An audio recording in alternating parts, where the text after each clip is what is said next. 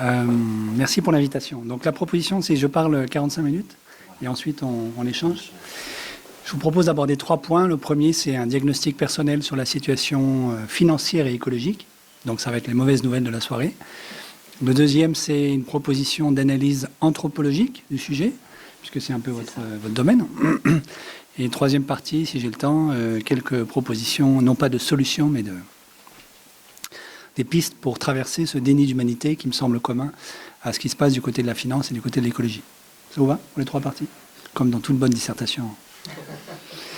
Donc première partie, le diagnostic. Du côté de la finance, ça fait un moment qu'on n'entend plus tellement parler de la possibilité d'une crise financière, comme si elle avait disparu. Je ne crois pas du tout que ce soit le cas.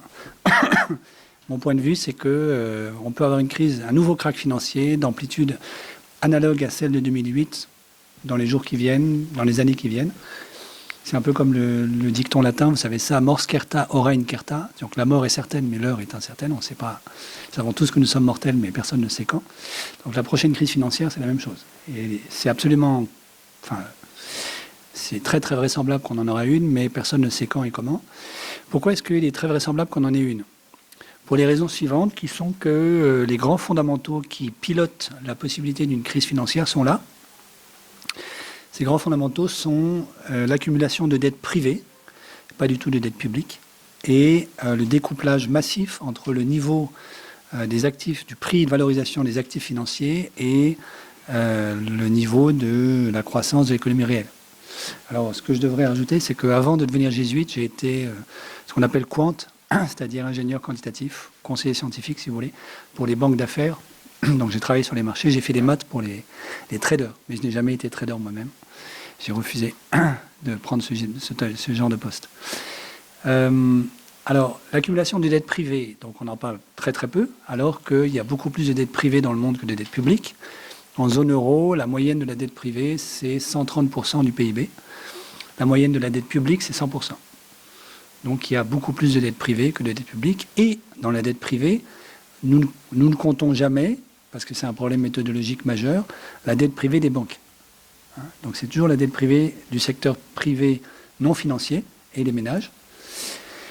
Mais je parlerai des banques dans un instant. En tout cas, voilà, il y a beaucoup plus de dettes privées que de dettes publiques. Or, quel est le lien entre l'accumulation des dettes privées et le découplage entre la valorisation de marché des actifs financiers et l'économie réelle?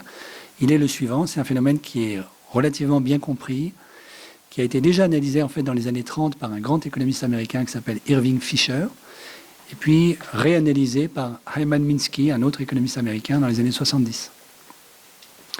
Donc le phénomène est le suivant. Vous avez les actifs financiers, quels qu'ils soient, ça n'a aucune importance, qui sont valorisés à un certain prix, et pour X raisons, vous êtes convaincu que ce prix va augmenter. Et vous voulez bénéficier de la différence, c'est-à-dire acheter aujourd'hui et revendre demain. Ce qui est l'activité spéculative de base. Donc qu'est-ce que vous faites pour ça? Vous n'allez pas simplement réunir vos petites économies, parce que ça ne suffit pas pour faire une belle opération. Vous allez emprunter. Donc vous allez vous endetter. Et de fait, historiquement, on voit qu'à partir du moment où il y a une libéralisation des marchés financiers, en Europe et aux États-Unis, dans les années 80, la dette privée se met à augmenter beaucoup plus rapidement que le PIB. Pourquoi? Parce qu'elle ne sert plus simplement à financer des investissements dans l'économie réelle qui font augmenter le PIB, elle sert à financer des opérations spéculatives sur les marchés financiers qui ne font pas augmenter le PIB. Donc vous avez le ratio dette privée sur PIB, regardez dans tous les pays européens et aux États-Unis et au Japon, qui explose à partir des années 80. Donc vous êtes un investisseur, vous êtes beaucoup endetté, vous avez acheté des actifs financiers et vous attendez que ça pousse, comme un bon agriculteur. Mais la différence avec l'agriculteur, mais quelquefois c'est la même chose pour l'agriculteur aussi est très endetté, il faut que vous commenciez à rembourser votre emprunt auprès de la banque. Alors de 2 options l'une, ou bien vous avez des revenus qui viennent de l'économie réelle qui vous permettent de commencer à rembourser votre emprunt auprès de la banque, ou bien vous n'en avez pas, ou pas assez. Si vous n'en avez pas assez, vous êtes obligé tôt ou tard de commencer à vendre vos actifs financiers pour récupérer du cash pour rembourser la banque. Au niveau agrégé, ça veut dire que pour que la bulle financière puisse continuer de croître, puisque c'est une augmentation en fait de la valorisation des actifs qui n'est pas directement liée à l'économie réelle, qui est liée au fait que les investisseurs se sont endettés pour acheter des actifs, ça fait monter le prix des actifs mécaniquement, Donc c'est autoréalisateur comme anticipation. Pour que ça tienne dans la durée, il faut que les investisseurs aient un accès à des revenus de l'économie réelle, indépendants de la sphère financière, pour qu'ils puissent rembourser. Et ça vient du PIB. Alors, une manière simple de le calculer, c'est le PIB. Ce n'est pas un bon indicateur, mais je ne rentre pas dans ce débat maintenant, sinon on en a pour toute la soirée juste là-dessus. Donc si le PIB croît moins vite que le montant des actifs financiers, que la valeur des actifs financiers, tôt ou tard, il y a des investisseurs qui n'auront plus assez de revenus de l'économie réelle pour rembourser la dette qui leur a permis de faire croître le prix des actifs financiers. Ces investisseurs, tôt ou tard, vont devoir vendre leurs actifs. Alors, de qui s'agit-il? Personne ne le sait à l'avance. À part Dieu le Père, personne n'a la connaissance micro de la totalité des prises de position sur les marchés de tous les investisseurs du monde. Rappelez-vous, en 2012, on ne savait même pas qui était détenteur des titres de dette publique grecque. C'est la raison pour laquelle on a mis 2 ans avant de faire un haircut sur la dette grecque. C'est que la BCE ne savait pas qui détenait les titres de dette publique grecque. Donc vous imaginez bien que savoir qui aujourd'hui est plus exposé sur les marchés financiers, personne ne le sait, à part les intéressés eux-mêmes, qui n'ont aucun intérêt à le révéler, évidemment.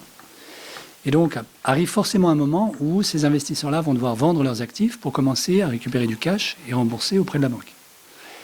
Si cette masse d'investisseurs surendettés qui est obligée de vendre devient suffisamment critique, vous avez une force de gens qui deviennent vendeurs sur les marchés. Si ces gens deviennent vendeurs sur les marchés, ça fait au moins stopper la montée des prix des actifs. Parce que les gens vendent des actifs au lieu de les acheter. Et peut-être ça peut même commencer déjà à faire baisser le prix des actifs. Si les actifs cessent d'augmenter, en tout cas, il y a d'autres investisseurs qui n'étaient pas en difficulté, qui eux ont des revenus de l'économie réelle, mais qui eux, en fait, ont joué uniquement à la hausse, qui voient que les actifs n'augmentent plus et qui se disent, bon, dans ce cas-là, il faut que je vende, parce que ça ne me rapportera plus. Ça risque même de baisser. Donc c'est le moment de vendre. Donc ceux-là vont vendre aussi. Et du coup, vous allez avoir une majorité d'investisseurs qui vont être vendeurs. Et ça va faire baisser les actifs. Et à partir du moment où les actifs baissent, alors tout le monde se met à vendre pour éviter de perdre, pour perdre le moins possible. Et ça provoque le krach financier. Donc vous voyez qu'il n'y a pas besoin, ce n'est pas de la psychologie de très haut vol, c'est de la rationalité très élémentaire.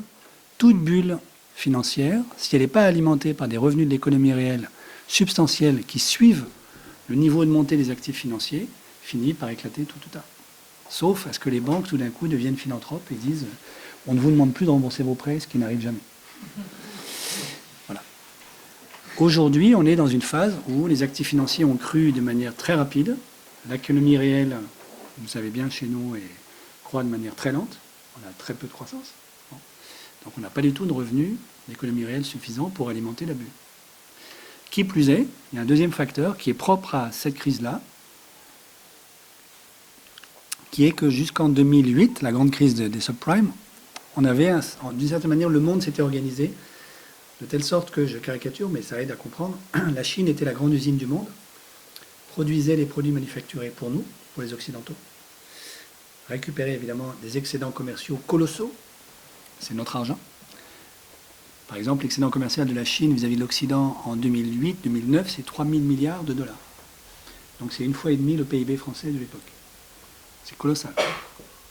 Mais la Chine réinvestissait cet argent dans la sphère financière occidentale, à Londres et à New York, notamment par l'achat de dettes publiques américaines. Donc nous achetions nos gadgets qui sont là pour pas cher, qui étaient faits par des Chinois, et on récupérait, une partie d'entre nous, en tout cas, récupérait cet argent sous forme d'investissement dans la sphère financière. Raison pour laquelle une partie des Occidentaux s'est enrichie considérablement dans les 40 dernières années. L'une des explications majeures de l'augmentation des inégalités, c'est celle-là. C'est que certains d'entre nous ont gagné 2 fois. Ils ont pu s'acheter ça pas cher, puis ils ont récupéré leur propre argent dans les actifs financiers dont ils étaient propriétaires.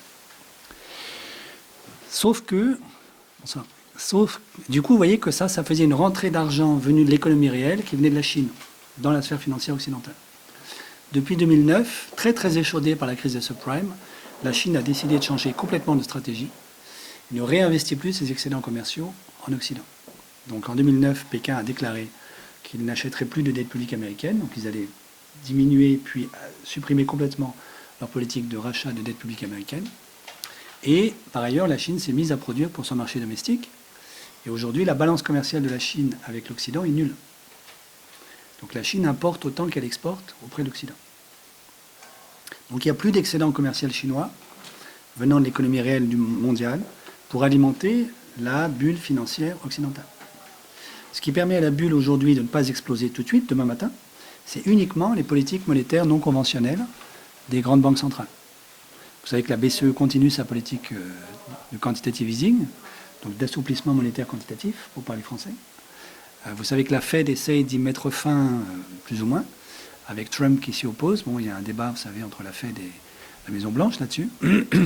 Mais si demain matin, toutes les banques centrales devaient mettre fin à leur politique monétaire non conventionnelle, qui consiste à abonder les banques, le marché interbancaire, de milliers de milliards, qui leur fait une rentrée d'argent qui permet à la sphère financière de ne pas exploser, je pense qu'on a un crack très très vite. Ça, les banquiers centraux le savent très bien. Draghi au premier lieu, c'est une des raisons pour lesquelles ils ne veulent pas mettre fin à leur politique. Donc vous voyez, ça c'est pour la sphère financière. Donc la crise financière, à mon avis, va arriver un jour ou l'autre. Quels sont les foyers possibles? Il y en a plein. Vous avez un certain nombre de banques européennes qui ont beaucoup trop de ce qu'on appelle les NPL, les Non-Performing Loans, ce qui est un euphémisme pour parler d'actifs pourris, dont elles ne se sont pas débarrassées depuis 2008. Donc même le FMI, qui est plutôt extrêmement bonne fille sur ces sujets-là, a tiré plusieurs fois la sonnette d'alarme en disant il y a beaucoup trop de NPL dans les banques européennes. Tout ça est très grave, très dangereux. Donc le FMI a son propre chiffrage, 300 milliards. Bon, c'est un chiffre parmi d'autres. Mais peut-être vous vous souvenez qu'à la Noël 2016, Monte dei Paschi di Siena a fait faillite. Ou peut-être ça vous a complètement échappé. Et Monte dei Paschi di Siena, c'était la plus ancienne banque du monde, qui avait été créée au XIVe siècle, troisième banque d'Italie. Et c'est rien passé à la Noël 2016. Simplement, Monte dei Paschi agonisait depuis 2008, était tenu avec assistance respiratoire et machine par la BCE à bout de bras. Et 2016, Draghi a lâché parce qu'il n'en pouvait plus. Et donc, Monte dei Paschi a fait faillite. Monte dei Paschi n'est pas du tout la seule à être dans des situations proches de la catastrophe. Il y a pas mal de cajas en Espagne qui vont très très mal, qui sont tenus à bout de bras par le gouvernement espagnol. Ce qui vous explique la croissance de la dette publique espagnole. Ce n'est pas du tout que l'Espagne jetterait de l'argent par la fenêtre ou embaucherait des fonctionnaires espagnols par millions. C'est juste que chaque mois, il faut réabonder les cajas espagnoles qui sont toutes, ou une bonne partie d'entre elles, pas très très loin de la faillite. Vous voyez ? C'est pas impossible du tout qu'une partie des Landesbanken allemandes soit dans des situations assez critiques, raison pour laquelle l'Allemagne, qui a un rôle très très spécial dans la gouvernance de la BCE, a obtenu que la BCE n'ait pas le droit d'aller regarder ce qui se passe dans les Landesbanken allemandes, alors qu'elle a un droit de supervision sur toutes les autres banques de la zone euro. Voilà. Donc on peut avoir une faillite bancaire d'un grand groupe demain matin, c'est possible. Et dans le contexte actuel, ce serait grave pour deux raisons. La première, c'est que nous ne sommes pas protégés en Europe. Donc l'Union bancaire européenne, qui est supposée, qui a été mise en place, ou dont le processus de mise en place a commencé en 2009, est supposée protéger le citoyen européen contre une prochaine crise financière, une prochaine crise bancaire, avec le slogan « Plus jamais le contribuable européen ne paiera pour sauver une banque », l'Union bancaire européenne ne nous protège pas. Donc j'ai fait un rapport pour le Parlement européen en 2015, que j'ai rendu à Klaus Welle, au Parlement, qui montre que si on a une nouvelle crise de même ampleur que celle de 2008, une majorité des grands groupes bancaires européens fait faillite. Et l'Union bancaire est incapable de sauver ces groupes-là. Et d'ailleurs, pour Monte dei Paschi, une banque, toute seule, à Noël 2016, l'Union bancaire européenne n'a pas dépensé 1 centime d'euro pour la sauver. Donc elle n'est pas capable de venir au secours de Monte dei Paschi, ce qui veut dire que c'est l'État italien qui a repris à sa charge toute la dette privée de Monte dei Paschi, ce qui veut dire que c'est le contribuable italien qui paiera la totalité de la dette de Monte dei Paschi. Et donc si pour Monte dei Paschi, l'Union bancaire européenne ne fonctionne pas, si un groupe comme BNP demain matin devait faire faillite, BNP c'est quasiment la taille du PIB français en taille de bilan, l'Union bancaire ne fera rien. L'Union bancaire, en fait, se réduit à la construction d'un fonds qu'on appelle un fonds de résolution, qui est en fait un fonds de secours des banques en détresse, qui est abondé par les banques elles-mêmes et qui atteindra la taille héroïque de 55 milliards en 2023. Donc d'abord c'est 2023, alors qu'on peut avoir une crise demain matin, et 55 milliards alors que Le bilan de BNP, c'est 1900 milliards. Pas loin de 2000 milliards. Donc avec 55, c'est un gobelet d'eau tiède pour éteindre les cendres de l'incendie. Pas plus. Et puis deuxième raison pour laquelle c'est grave si on a une grande banque qui fait faillite aujourd'hui, c'est que la Commission européenne a eu la très très mauvaise idée il y a quelques années de voter la directive EMIR, qui est une directive qui met en concurrence ce qu'on appelle les chambres de compensation dans le monde, enfin en tout cas dans le monde connecté à l'Europe. Les chambres de compensation, peut-être vous ne voyez pas ce que c'est, mais c'est des organismes très discrets qui centralisent les transactions financières internationales. Donc admettons que pour quelque raison que ce soit, vous ayez une transaction à faire avec les États-Unis, votre banque va entrer en contact avec la banque récipiendaire aux États-Unis de votre transaction. Et en fait, elles ne vont pas communiquer directement entre elles, sauf si vous faites ce qu'on appelle du gré à gré, mais vous et moi ne sommes pas en position pour faire du gré à gré. Donc elle va passer par une chambre de compensation, qu'on appelle une clearing house en anglais, qui va centraliser l'information et garantir que la transaction se passera correctement. Parce que si l'une des deux institutions est un voyou, l'autre institution sera en difficulté. Donc les chambres de compensation sont destinées à vérifier que tout se passe bien, que chacune des deux institutions a pignon sur rue et que la transaction a lieu dans les conditions qui étaient prévues par le contrat. Si jamais la transaction n'avait pas lieu normalement, la chambre de compensation se porte en partie garante de la transaction auprès de la victime. Donc si en fait l'une des deux parties est un voyou et disparaît avant la fin du contrat, la chambre de compensation doit compenser, c'est son nom, l'autre partie. Ça va ? Pour réussir à faire ça, la chambre de compensation prélève sur toutes les transactions un pouillème du volume de la transaction, qui ne fait de mal à personne. Pouillème qui aurait pu être une taxe Tobin, mais c'est les chambres de compensation qui le prélèvent.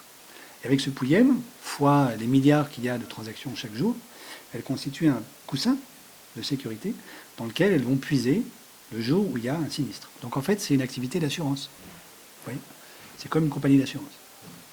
Or, la directive EMIR a dit, comme l'alpha et l'oméga des relations humaines, c'est la concurrence, la lutte de tous contre tous et la survie des plus forts, dans la sélection darwinienne, on va mettre en concurrence les chambres de compensation les unes avec les autres.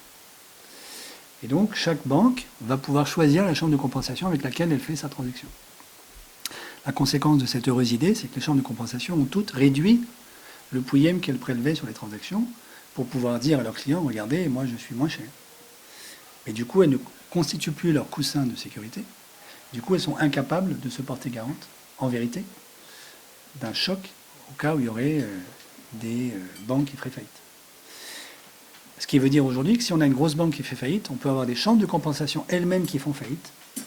Et si une chambre de compensation fait faillite, c'est toutes les transactions dont elle est responsable qui s'effondrent. Et donc, les chambres de compensation fragilisées aujourd'hui, c'est une manière de transformer une petite bombinette en bombe H très vite. C'est-à-dire vous démultipliez l'effet de la réaction nucléaire. Oui. Donc ça rend la chose beaucoup, beaucoup plus dangereuse. Donc évidemment, entre-temps, quand même, heureusement, la Commission européenne s'en est rendue compte, mais, comme toujours, la réponse, c'est on va créer le comité Théodule qui va réfléchir à la meilleure manière de résoudre le problème sans remettre en cause le principe de base qui est la concurrence absolue de tous contre tous.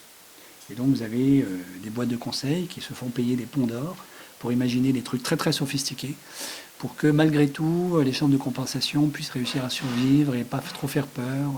Et ça ne change pas la nature du problème. Ça va pour la crise financière ? Alors il y a d'autres foyers possibles, on pourra en discuter si vous voulez. Vous avez la dette des étudiants américains qui ne pourront pas forcément la rembourser. Alors là, pour l'instant, les nouvelles macros des États-Unis sont bonnes, donc ça va, mais le jour où les États-Unis commencent à tousser, vous avez plein d'étudiants ou de jeunes professionnels surendettés qui commencent à ne plus pouvoir rembourser leurs dettes. Bon. La dette des étudiants américains, aujourd'hui, c'est 1500 milliards quand même, ça fait beaucoup. Hein. Voilà. Vous avez l'opacité des grandes banques d'État chinoises, dont personne ne connaît vraiment les bilans. Tout ce qu'on sait, c'est qu'il y a eu quand même une bulle immobilière énorme sur la côte est chinoise autour de Shanghai, que donc beaucoup des grandes banques chinoises ont elles aussi beaucoup de NPL, donc d'actifs pourris. Simplement, elles sont encore moins transparentes que les nôtres, et donc on ne sait pas très bien leur état de santé réel. Voilà. Voilà pour la finance. Pour la crise écologique, je vais aller un tout petit peu plus vite, c'est apparemment mieux connu, mais en fait, c'est encore beaucoup plus grave. Donc vous savez qu'il est trop tard pour réussir à tenir l'accord de Paris. Nous n'arriverons pas à rester en dessous des 2 degrés à la fin du siècle. Nous allons atteindre les 2 degrés quelque part dans la deuxième moitié de ce siècle, à peu près quoi qu'il arrive, malheureusement. Donc la vraie question aujourd'hui, c'est tout faire pour rester le moins loin possible du plafond des 2 degrés. Pourquoi 2 degrés? Parce que les climatologues ont une vision assez claire de ce qui se passe jusqu'à plus de degrés. Mais après, le phénomène est tellement non linéaire, il y a tellement d'effets d'emballement possibles, qu'en réalité, on n'a pas tellement de vision claire de ce qui peut se passer au-dessus de 2 degrés. Donc il va falloir entrer dans cette terra incognita dans les décennies qui viennent et nous adapter à ça. Bon, les impacts directs, vous les connaissez, montée du niveau de la mer. Le scénario médian aujourd'hui, c'est plus 2 mètres à la fin du siècle. Plus 2 mètres, hein, c'est pas plus 1 mètre, c'est plus 2 mètres. Donc évidemment, Venise est sous l'eau, mais New York est sous l'eau également. Donc ça va obliger nos amis américains à faire des digues gigantesques. Et entre-temps, la quasi-totalité du Bangladesh a disparu de la carte. Le delta du Mekong est sous l'eau. Le delta du Mekong, c'est la totalité du grenier aride du Vietnam. Donc le gouvernement vietnamien, aujourd'hui, est en mode panique sur la question comment assurer la sécurité alimentaire du Vietnam dans les décennies qui viennent. Et nous demande à nous, à l'AFD, de les aider à résoudre ce problème. Le Bangladesh, c'est même pas la sécurité alimentaire, c'est où va-t-on mettre les habitants du Bangladesh. Et vous savez que Modi construit un mur en ce moment sur la frontière indo-bangladeshi pour empêcher les réfugiés du Bangladesh d'arriver en Inde, le jour où ils auront les pieds dans l'eau. Donc ça, c'est la montée du niveau de la mer. Le deuxième grand sujet, vous le savez sûrement, c'est la fonte des glaciers. Donc c'est pas juste un problème pour la nostalgie des alpinistes suisses, c'est que les glaciers, c'est de l'eau potable, c'est des grands réfrigérateurs gratuits en fait qui se régénèrent chaque année sans qu'on fasse rien, qui alimentent les rivières et les fleuves. Donc si vous n'avez plus de glaciers, c'est-à-dire que cette source d'eau-là disparaît, qui est de l'eau potable. Le grand sujet, c'est en Himalaya et dans les Andes. Donc en Himalaya, les glaciers fondent très vite et alimentent des toutes petites rivières qui s'appellent le Yangtze-Kiang, le Gange, l'Indus, etc. Donc au début, en fait, ça va augmenter le débit de ces fleuves, parce que comme en Europe en ce moment, hein. Vous avez remarqué peut-être, hein, le débit de certains fleuves augmente en ce moment grâce à la fonte des glaciers. Parce que les glaciers fondent beaucoup, beaucoup plus que les années précédentes. Mais il y a un moment où le glacier ne se reconstituera plus, ou en tout cas plus du tout autant qu'avant, et puis après il n'y aura plus de glacier du tout. Donc ce jour-là, il n'y aura plus de fleuve. S'il n'y a plus de fleuve, il n'y a plus d'irrigation, il n'y a plus d'agriculture possible le long des rives de ce fleuve. Et au moins les 3 fleuves que j'ai nommés en Inde, en Asie, en Inde et en Chine, font vivre des centaines de millions de personnes qui vont évidemment devoir migrer. Donc ça, c'est en Asie. Et vous avez le même sujet dans les Andes, avec là aussi des glaciers qui disparaissent à vue d'œil. Vous savez que La Paz, en Bolivie, c'est la capitale du pays, hein, à 4000 mètres d'altitude. Donc les Boliviens ne sont pas fous, ils ont construit La Paz à une époque où La Paz était dans une forêt luxuriante, alimentée par l'eau des glaciers. Aujourd'hui, La Paz est dans un désert, parce que les glaciers ont tous fondu, la forêt a disparu. Et en 2016, La Paz a connu pour la première fois ce qu'on appelle le Day Zero, c'est-à-dire le jour où il n'y a plus d'eau au robinet.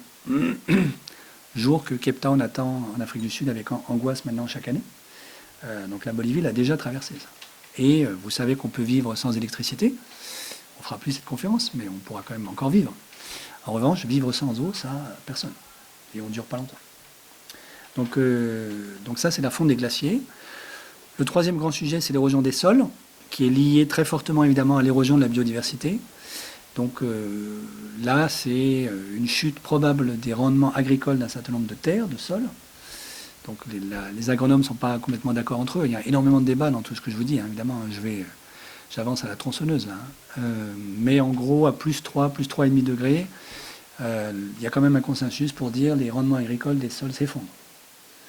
Donc l'agriculture à la fin de ce siècle, si entre-temps on n'a pas appris à faire une agriculture résiliente au réchauffement, ça va être très très compliqué. La biodiversité, vous connaissez un peu le sujet. Vous avez une migration du vivant de l'équateur vers les pôles à cause du réchauffement et à cause de la destruction des écosystèmes que nous pratiquons. Cette migration, elle se déplace à la vitesse, en gros, en moyenne de 6 km par an. Donc ça veut dire que tous les ans, le vivant a bougé de 6 km vers les pôles. Donc pour nous, dans l'hémisphère nord, vers le pôle nord. Donc la première fois que vous entendez ça, vous dites 6 km, la belle affaire. Moi, je fais ça en 1 heure, donc c'est pas une difficulté. Mais si vous y réfléchissez, en fait, 6 km, pour un arbre, c'est beaucoup. En revanche, pour un parasite, pour une bactérie, pour un virus, c'est facile. Donc les maladies tropicales sont en train de remonter. La malaria s'est réinstallée en Italie l'an dernier. Donc il y a 3 femmes italiennes qui sont mortes de crise de palu, parce que le brave médecin italien n'a pas identifié la crise de palu. Et la Banque mondiale chiffre à 5,2 milliards le nombre d'humains qui devraient avoir la malaria en 2050. Donc vous et moi, une bonne partie d'entre nous seront encore vivants. Moi, je serais âgé, mais... moi, j'ai attrapé la malaria au Tchad. Je peux vous dire que c'est pas drôle, la malaria. Alors, tant que vous avez des médicaments pour survivre, ça va, mais une crise de palu, ça vous tue, hein, si vous n'avez pas les médicaments. Voilà. À ceci, il faut ajouter dans la série des horreurs la fonte du permafrost, du pergélisol, du côté de la Sibérie. Vous savez que c'est du sol qui est gelé toute l'année, qui est en train de fondre et qui, à un moment ou à un autre, ne sera plus gelé toute l'année. Dans ce pergélisol sibérien, il y a des tas de maladies qu'on pensait définitivement évacuées qui sont là, parce que les virus et les bactéries ne sont pas morts. Donc l'anthrax est ressorti. Et donc il y a un enfant russe qui est mort d'anthrax l'an dernier, parce qu'il a joué avec un cadavre de renne. Le renne est mort il y a 100 ans de l'anthrax, mais l'anthrax, lui, n'est pas mort. Et on sait aussi que la grippe de 1918, qui a fait 100 millions de morts à l'époque, est quelque part dans le pergélisol sibérien. Donc elle pourrait ressortir. Et voilà, pour les horreurs apocalyptiques, mais malheureusement, il faut être lucide et prendre ça en compte. Voilà pour le climat. Ça va? J'en ai pas plus, on pourra en discuter davantage tout à l'heure si vous voulez. Je passe à la deuxième partie, parce que je suis trop long. Les racines anthropologiques du problème de mon point de vue. Mon point de vue, c'est que nous sommes embarqués depuis, disons, 2 siècles et demi, 3 siècles, dans la construction de sociétés en Occident qui repose sur, alors on pourrait dire, 3 grands piliers. Une autre manière de le dire, la modernité occidentale, de mon point de vue, repose sur 3 grands piliers. Un premier pilier qui est la désacralisation du pouvoir politique. Et ça, si vous voulez, pour aller très vite, c'est la grande thèse de Marcel Gauchet sur le christianisme comme religion de sortie de la religion. Dit autrement, je vais très vite, on pourra revenir dessus si vous voulez. Les sociétés qui sont issues du christianisme suivent pour la plupart d'entre elles une trajectoire qui consiste à désacraliser le pouvoir et à distinguer la sphère religieuse de la sphère politique. Opération qui n'est pas claire du tout en islam, par exemple, qui devrait être claire dans le judaïsme, et Israël montre que ça ne l'est pas complètement, qui n'est pas non plus en Inde, dans l'hindouisme, etc. Voilà. C'est-à-dire qu'il y a une spécificité au christianisme qui est la séparation des deux. Très... pour le meilleur et pour le pire. Ça ne s'est pas fait en quelques siècles, et si vous me dites tout à l'heure, oui, mais l'Église a bien joué sur le mélange des deux, la confusion des deux pendant des siècles, je vous répondrai oui, bien sûr. Donc l'Église, Rome, a été la première pendant des siècles à jouer sur la confusion entre le religieux et le politique, mais aujourd'hui, c'est plus le cas. Ça fait 2 siècles, en gros, que l'Europe a décidé de séparer définitivement les deux et de désacraliser le pouvoir politique. Pour donner une image, lorsque, le 21 janvier 1793, nous coupons la tête du roi, nous faisons un sacrilège. Mais nous décidons que le pouvoir politique ne sera plus incarné par une monarchie de droit divin. C'est ça qu'on décide en France. Et je suis le premier à penser que c'est une très bonne chose. Donc, ne croyez pas que je dise ça pour essayer de réhabiliter quelques retours à l'ancien régime que ce soit. Mais donc, désacralisation du pouvoir politique. Deuxièmement, quelque chose qui tourne autour du droit et des droits humains, des droits de l'homme et de la femme, des droits humains. Donc ça s'est construit petit à petit. Et l'origine de ça, si on remonte vraiment, vous avez évidemment le droit romain, mais le droit romain, comme vous le savez, s'est effondré après l'effondrement de l'Empire romain et a été quasiment oublié, jusqu'à ce qu'on retrouve le codex de Justinien au XIe siècle et qu'il soit remis au goût du jour par des théologiens du pape Grégoire VII à la faveur de ce qu'on appelle aujourd'hui la réforme ou la révolution grégorienne. J'y reviendrai si vous voulez, mais en gros, autour de 1075 jusqu'à la fin du siècle, ce pape incroyable, Grégoire VII, invente l'État moderne, qui est l'Église, le droit, qui est le droit canon, et la première bureaucratie occidentale, qui est le clergé. À l'époque, en face de lui, il a l'Empire romain germanique, qui essaie de copier en fait les institutions de l'Empire romain, tout court, et qui est en déliquescence totale depuis en gros la mort de Charlemagne. Vous vous souvenez de ça, la mort de Charlemagne, ses 3 fils se font la guerre, se divisent, l'Empire est découpé en morceaux, et ils n'arrivent plus du tout et plus jamais à retrouver la vraie unité qu'avait celle que connaissait encore Charlemagne, qui ne savait ni lire ni écrire au passage, qui a essayé d'apprendre à lire toute sa vie, qui n'a jamais réussi. Donc c'était un empire qui était quand même très très faible du point de vue des institutions bureaucratiques. En fait, Charlemagne avait une armée, c'était grâce à ça qu'il tenait l'empire. Il n'y avait pas de bureaucratie. Puis en face, il y a le royaume de France, qui est tout petit à l'époque. Donc le roi de France, c'est un baron parmi d'autres, qui dit juste « moi je suis le roi ». À part ça, voilà. Puis le roi d'Angleterre, c'est à peu près la même chose. Donc le pape, en fait, invente pour la première fois des structures d'État qui sont celles qu'on connaît aujourd'hui, mais qui sont celles de l'Église pour lui. Et ensuite, tous les autres royaumes d'Europe vont copier sur les structures de l'Église. Et donc, le droit tel que nous le connaissons en Occident, comme, disons, instance transcendante, qui n'est pas liée au calcul d'intérêts des uns et des autres, mais qui est supposée donner des normes universelles, ça, c'est une invention qui remonte au XIe, XIIe siècle. Parce que vous voyez bien qu'il y a quelque chose de théologique derrière le droit. Dire, le droit, c'est ça, et personne n'a le droit de discuter, et tout le monde est soumis au droit, en fait, c'est une position... si vous ne croyez pas en un Dieu unique, transcendant, c'est quand même compliqué de faire cette opération symbolique. Vous voyez ? Après, je ne dis pas qu'on est obligé d'être croyant pour être soumis au droit, mais pour qu'une société ait décidé un jour, en pleine... si vous voyez, l'Europe au XIe siècle, c'est des tribus franques qui se font la guerre, hein. C'est tout. Pour qu'une institution ait décidé de tout régir par le droit, il faut un projet théologico-politique qui vient de Grégoire VII. La Révolution française hérite de ça, parce qu'elle hérite de l'État moderne, qui lui-même vient de ça. État qui, entre-temps, a appris à se désolidariser de l'Église et à accumuler toutes les fonctions que l'Église s'était attribuées. Donc, comme vous le savez, l'éducation, la santé, en fait, pendant tout le Moyen-Âge, c'est l'Église qui fait ça. Et puis, petit à petit, et c'est une très bonne chose, l'État prend toutes ses fonctions à sa charge et dépouille l'Église. L'Église, à tort, résiste à ça pendant des siècles, mais finit par abandonner la bataille, heureusement, au XVIIIe siècle. Donc la modernité, c'est la désacralisation du pouvoir, les droits, le droit, et notamment les droits humains. Et vous voyez bien, si vous avez des juristes parmi vous, que les déclarations universelles des droits de l'homme, qu'on a remises dans le préambule de notre Constitution, pour la France, elles ont le statut de ce qu'on a appelé dans l'Église le droit naturel. Donc dans la conception du droit canonique des théologiens du XIe, XIIe, XIIIe, XIVe siècle, vous avez 3 étages. Le droit est une fusée à 3 étages. Vous avez le droit positif, c'est-à-dire la loi positive telle qu'elle existe, qui a ses vertus, ses défauts, qui est constamment en train de changer, qu'on est constamment en train de réécrire, d'interpréter, etc. Au-dessus de ça, vous avez le droit naturel, qui est supposé être le droit lié à l'essence de l'humanité et de la création. Et au-dessus de ça, vous avez ce que les théologiens appellent la loi divine, qui est celle que vous lisez ou que vous pensez pouvoir lire dans la Bible, dans les Écritures saintes. Bon. La modernité occidentale s'est débarrassée de la loi divine, et elle a bien fait.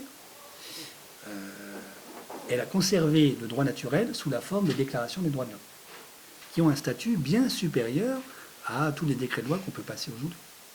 Puisque chez nous, comme vous le savez, on vérifie si une loi est conforme à la Constitution, et dans cette opération de vérification, que le Conseil constitutionnel est supposé faire normalement, en toute sagesse et indépendance, on vérifie notamment que c'est conforme au préambule. Et dans ce préambule, vous avez la Déclaration des droits de l'homme.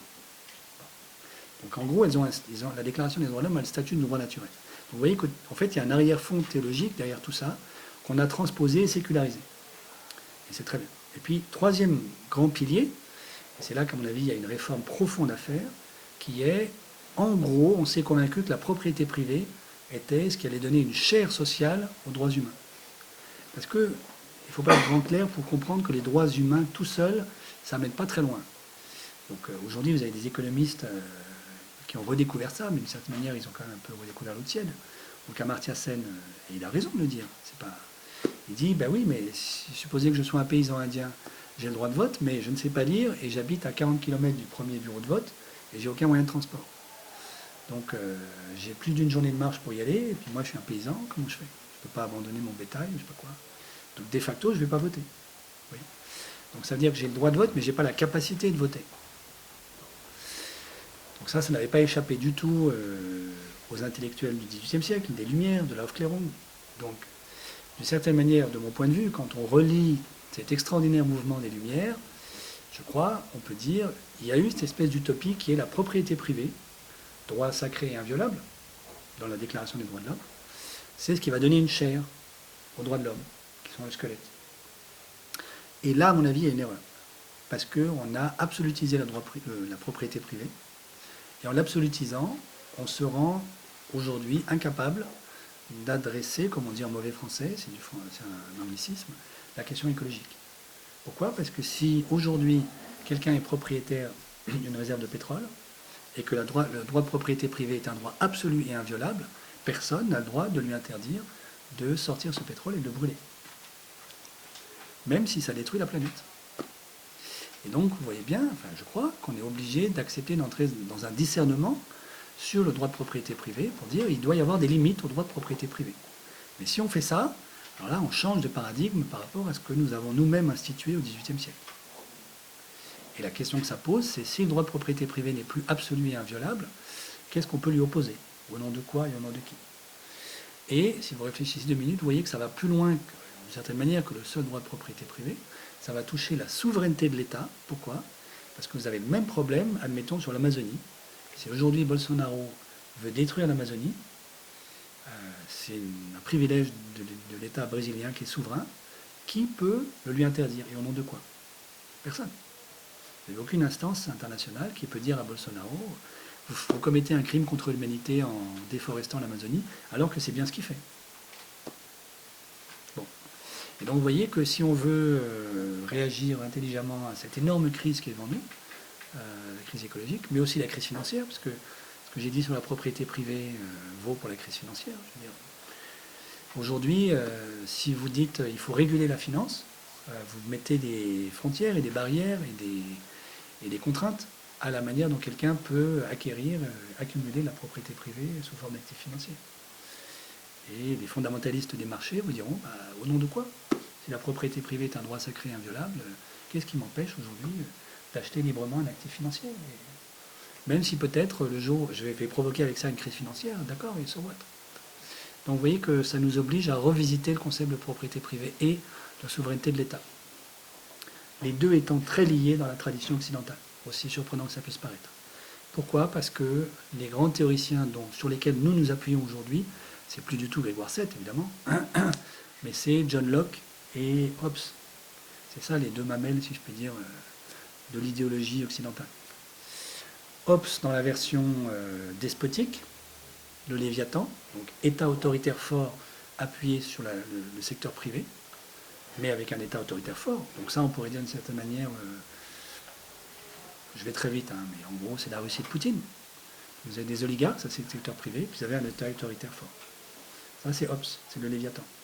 Et puis, vous avez l'autre version, c'est celle qu'on préfère en général, celle de John Locke, le second traité du gouvernement, qui vous dit, en fait, c'est très légitime que je sois propriétaire privé, parce que tout être humain doit travailler pour vivre, et le fruit de mon travail, c'est ma propriété. C'est ma chose. Vous ne pouvez pas m'en déposséder. C'est illégitime de m'en déposséder. C'est ça le grand argument de Locke.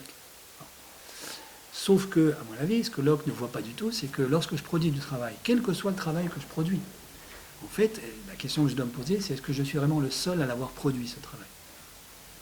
Même si je m'appelle Mozart et que je compose une symphonie en deux nuits, en réalité, il a fallu que quelqu'un m'apprenne à lire et à écrire, que quelqu'un m'apprenne à jouer du piano, et que quelqu'un m'apprenne à déchiffrer une partition, m'apprenne l'harmonie, m'apprenne le contrepoint, et comment on compose une symphonie. Mozart n'a pas tout inventé tout seul, même s'il était génial. Donc en fait, à travers Mozart qui compose sa symphonie, il y a des dizaines de personnes qui ont contribué à ce que ce soit possible. Donc sa symphonie, ce n'est pas le résultat simplement de Mozart, c'est le résultat de tout ce qui a construit Mozart. Et on pourrait multiplier les exemples. Donc, je crois qu'aujourd'hui, on a un vrai travail de réflexion philosophique sur l'anthropologie du travail et pour nous désintoxiquer de l'imaginaire lockien. Troisième partie, je vais m'arrêter là. Alors, ayant dit tout ça, où est-ce qu'il y a de la lumière? Je crois qu'il y a de la lumière en partie dans la question des communs. C'est vrai que c'est un sujet qui monte beaucoup, même le président de la République en parle. Ça ne veut pas dire qu'il le pratique, mais il en parle. Donc l'idée des communs, c'est une idée très ancienne. Le rapport au monde comme commun, c'est le rapport le plus ancien que l'humanité n'ait jamais eu.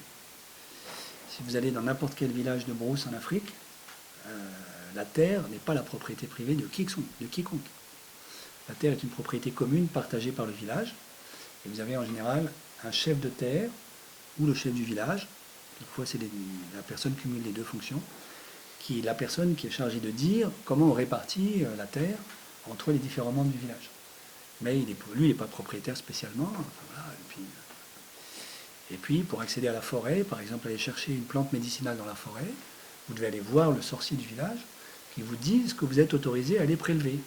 Parce qu'il sait très bien que si vous prélevez n'importe quoi, vous allez peut-être tuer toutes les pousses et l'année prochaine, il n'y aura plus de cette plante dont on a absolument besoin. Donc il y a cette sagesse-là qui veut que la communauté régule l'accès à la ressource. Donc ça, c'est très très ancien. Depuis une vingtaine d'années maintenant, on redécouvre le monde des communs à travers la révolution numérique et Internet. Le commun le plus extraordinaire qui existe, évidemment, c'est Wikipédia. Parce que Wikipédia ne relève pas du secteur privé, c'est non-profit, et il n'y a aucun État qui est derrière Wikipédia. Et Wikipédia comporte moins d'erreurs aujourd'hui que l'Encyclopédia Britannica. Donc ça marche mieux que la version publique. L'Encyclopédia Britannica, c'est public, ça. Donc il faut reconnaître aussi, et je dis ça, moi comme universitaire, formé par l'école publique française, le mandarinat français, tout ce que vous voulez, hein, il faut reconnaître que Wikipédia, ça marche mieux. Donc l'intelligence collective mise en commun de manière gratuite, sans intérêt privé, ça marche mieux que et le privé et le public. Et c'est notre expérience à l'AFD. Donc l'exemple le plus classique, c'est l'eau, dont nous allons manquer dans les années qui viennent. La manière la plus efficace de gérer une ressource d'eau potable, c'est de responsabiliser la communauté des usagers, surtout les femmes, de confier le pouvoir aux femmes pour gérer l'eau, et surtout pas de privatiser l'eau, parce que ça prive la ressource, enfin ça prive les pauvres de la ressource, ni de demander à l'État de gérer l'eau, parce que là vous avez une usine à gaz bureaucratique qui n'arrivera pas à gérer l'eau. L'exemple, donc nous, l'AFD pousse ça. Donc par exemple, dans les bidonvilles de Kinshasa, on a promu beaucoup de projets qui consistaient à envoyer des éducateurs sociaux pour aider les communautés locales de pauvres dans les bidonvilles à s'organiser entre eux pour gérer l'accès à l'eau. On fait ça dans le Maghreb, ça marche très très bien. Et notre expérience, c'est que ça marche mieux que toutes les autres solutions. Alors l'exemple paradigmatique, c'est justement La Passe dont je parlais tout à l'heure. La Passe a connu le Désiro en 2016. Donc il n'y avait plus d'eau au robinet dans le centre-ville de La Passe. Mais dans les bidonvilles autour de La Passe, les pauvres s'étaient organisés autour de leur petit puits en commun, et ils ont continué à avoir de l'eau à travers tout l'été 2016. Et donc ça marche mieux que même la municipalisation de l'eau. Vous voyez ? Alors, est-ce que les communs, c'est le communisme? La réponse est non. Le communisme, c'est l'absorption de la sphère sociale dans la sphère publique, dans l'État. Et moi, ce dont je vous parle, ça n'a rien à voir. Ça n'est ni du public ni du privé, c'est une position tierce, c'est un troisième tiers dans l'équation, qui est les communautés locales qui s'organisent. Autre exemple paradigmatique que j'ai visité, que nous soutenons à l'AFD, dans les forêts de la Guinée, Conakry, du côté de Nzélékoré, là où il y a eu le foyer de l'épidémie Ebola, donc à l'intersection entre le Libéria, Sierra Leone et la Guinée. Les paysans qui vivent dans la forêt sont trop loin de la côte pour aller pêcher, et ils vivent dans la forêt, donc ils ne peuvent pas faire d'élevage de bétail. Et donc ils ont un manque d'apport en protéines qui est chronique. Donc le seul moyen pour eux d'avoir des protéines animales, c'est les poissons, en faisant de la pisciculture. Donc ils s'organisent pour avoir des étangs et faire de la pisciculture. Sauf que la pisciculture, dans un monde où vous n'avez pas d'électricité, c'est compliqué. Parce que le jour où vous sortez le poisson de l'eau, il faut le manger. Vous n'avez pas de réfrigérateur. Et donc vous voyez que le geste, la décision de sortir le poisson de l'eau, est une décision centrale. Si c'est votre seul apport en protéines, vous réfléchissez à 2 fois. Et si vous êtes 150 à devoir prendre la décision, ça devient compliqué. Comment vous faites? La réponse, c'est qu'ils se sont organisés en commun. Ils n'ont jamais lu une traîtresse ligne d'Elinor Ostrom, qui est la grande économiste américaine, qui a eu le prix Nobel en 2009 pour avoir analysé les communs, mais sans avoir jamais lu du Elinor Ostrom, ils ont fait du Elinor Ostrom. Donc Elinor Ostrom, elle a identifié sur des tas de cas particuliers 8 règles des institutions qui permettent de gérer efficacement les communs, dont elle a constaté empiriquement que c'était des règles qui marchaient bien dans les faits. Et parmi ces règles, il y en a une à laquelle moi je suis très attentif, qui est on décide à l'avance de comment on va régler nos différends si on n'est pas d'accord sur les autres règles. Autrement dit, vous avez un règlement à 2 étages, vous avez des règles qui vous disent qui a accès à la ressource, par exemple, qui peut aller chercher le poisson, à quelles conditions, etc. Vous avez des méta-règles qui vous disent comment on fait quand on n'est plus d'accord sur l'interprétation des règles du premier niveau. Alors, j'ai demandé à mes braves paysans guinéens, et alors, quand vous n'êtes plus d'accord entre vous, comment vous faites? Ah, monsieur le chef économiste pose une bonne question. Alors nous, ce qu'on fait, m'ont-ils dit, c'est, eh bien, on sait à l'avance qu'on va aller voir le vieux d'un village qui est à 20 km, qui est un sage, et on va lui demander de trancher notre différend. Alors évidemment, c'est la solution version Guinée forestière, mais c'est intelligent. Le vieux n'est pas partie prenante des décisions du village, il n'a pas de conflit d'intérêt, il est sage, et tout le monde est d'accord à l'avance que c'est à lui qu'on demandera de trancher le différend. Donc on va trancher le différend. Alors par comparaison, vous pouvez vous demander, dans la zone euro par exemple, est-ce qu'on a pensé à des méta-règles? Le jour où la Grèce et l'Allemagne ne sont plus d'accord sur le remboursement de la dette publique grecque, l'Angleterre veut quitter l'Union européenne, c'est quoi les méta-règles? Il n'y en a pas. Donc d'une certaine manière, je dis ça un peu sous le mode de la provocation, mais du point de vue de l'intelligence et de la sagesse institutionnelle, la zone euro, nous sommes des nains par rapport aux paysans de la Guinée forestière, qui ont beaucoup plus de sagesse institutionnelle que nous. Vous voyez? Voilà. Donc pour moi, les communs, c'est ça en fait. C'est apprendre à se mettre d'accord ensemble sur des gestions intelligentes de ressources partagées qui vont nous manquer dans les années qui viennent et dont nous avons pourtant besoin. Dernier point, et je vais m'arrêter là pour qu'on puisse discuter. Souvent, on se pose 2 questions à propos des communs, quand on y réfléchit un tout petit peu. La première, c'est quelle est la place de l'État? Donc vous avez des gens, des militants qui disent on veut des sociétés organisées uniquement avec des communs. Donc c'est pas du tout ma position. Et puis deuxième grande question, quelle est la bonne échelle? Parce qu'en général, vous avez vu que tous les exemples que je vous ai donnés, c'est des exemples très locaux. Et vous avez aussi des problèmes mondiaux. Le climat, c'est un problème mondial. La biodiversité, c'est un problème plus local, mais le climat, c'est un problème mondial. Donc en quoi les communs sont une réponse à des problèmes mondiaux? Sur le premier sujet, ma réponse à moi, c'est les communs, c'est toute ressource n'a pas vocation à devenir un commun. C'est très légitime qu'il y ait une sphère privée marchande, c'est très légitime qu'il y ait une sphère de biens publics gérée par une bureaucratie d'État, mais il faut ouvrir l'espace pour qu'il y ait des ressources qui soient gérées comme communs, à mon avis. Et donc ça suppose qu'on ait un discernement anthropologico-politique sur quelles sont les ressources et les biens dont nous voulons qu'elles soient des biens privés, quelles sont les ressources dont nous voulons qu'elles soient des biens communs, quelles sont les ressources dont nous voulons qu'elles soient des biens publics. Et c'est bien une décision politique, parce que je vous donne un exemple, l'éducation en Europe n'a pas eu toujours le même statut. L'éducation, pendant des siècles, a été un bien privé en Europe. Et les jésuites en savent quelque chose, parce que c'est eux qui faisaient marcher la machine. Jusqu'au XVIIIe siècle, en gros, où l'État a commencé à dire, maintenant, l'éducation, c'est moi. D'où le duel au XIXe et au début du XXe entre le hussard noir de la République en France, qui est l'instituteur, et le curé, parce que chacun des deux prétend avoir le monopole de l'éducation des têtes blondes. En fait, derrière ce débat-là, c'est la question, est-ce que l'éducation est un bien public, c'est l'État, ou est-ce que c'est un bien privé, c'est l'Église? Donc normalement, depuis un siècle et demi, on a décidé en France que c'était un bien public, mais vous voyez bien aussi qu'à force de réduire les crédits de l'enseignement public, on en refait petit à petit un bien privé. Jamais l'enseignement privé catholique, par exemple, s'est aussi bien porté depuis 50 ans, aujourd'hui. Bon. Donc ça, c'est des choix de civilisation. Est-ce que l'éducation, c'est un bien privé ou un bien public? Peut-être qu'en fait, la bonne réponse, c'est que c'est un bien commun, ni public ni privé.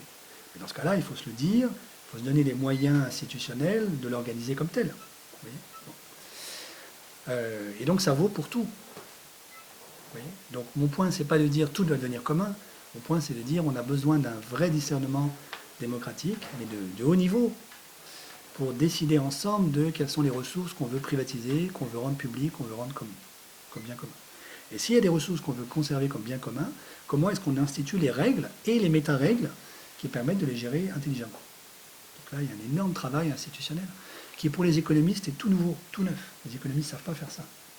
Moi, je suis chef économiste de l'AFD, je casse les pieds de mes équipes pour qu'elles réfléchissent aux institutions qui permettent de gérer les communs. Plus simplement calculer le PIB, l'inflation, le taux de chômage, c'est autre chose. Et pour trouver les bonnes institutions, il faut discuter avec des anthropologues, il faut discuter avec des sociologues, des politologues, oui, avec des gens avec lesquels les économistes ne sont pas forcément habitués à discuter. Et puis le deuxième sujet, c'est la bonne échelle. Donc souvent, on ne parle des communs qu'à l'échelle locale. Or, il y a vraiment des enjeux mondiaux, mais il existe des institutions intelligentes, hybrides, qui sont ni privées ni publiques, au niveau international. Le meilleur exemple, en tout cas mon exemple favori, c'est DNDi, qui est un acronyme pour Drugs for Neglected Disease Initiative, qui est un réseau qui a été créé il y a une quinzaine d'années par des Français, des anciens médecins de Médecins du Monde et de Médecins sans frontières, qui ont créé ça, dont le siège est à Genève, qui est un réseau international où il y a à la fois des laboratoires privés pharmaceutiques, des États, des ONG, qui travaillent ensemble et dont le boulot est de produire des médicaments contre des maladies négligées par le secteur privé classique, parce qu'il n'y a pas de demande solvable pour ce médicament. L'exemple, pour prendre des choses concrètes, c'est l'hépatite C en Égypte. Vous savez peut-être que la population égyptienne est ravagée par l'hépatite C, à un niveau qui est très impressionnant. La thérapie contre l'hépatite C en Europe, c'est plusieurs milliers d'euros.